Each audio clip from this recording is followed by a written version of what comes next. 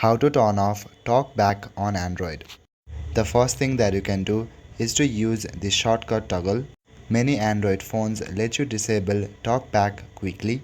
For this, you can press both volume up plus volume down button together. After that, a pop-up will appear if you want to turn off TalkBack. If that doesn't work, then go to your settings and scroll down. Here you will see an option called Accessibility. Click on that option.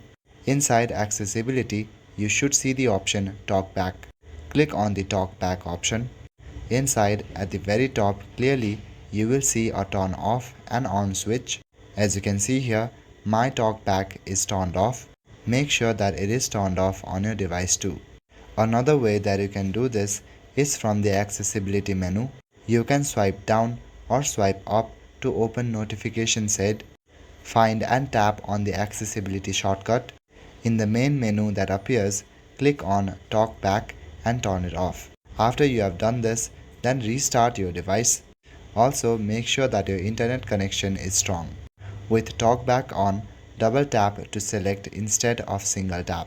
Scrolling requires two fingers, and if you have difficulty navigating, you can use voice commands like "Hey Google, stop TalkBack." That's all for today. Thank you.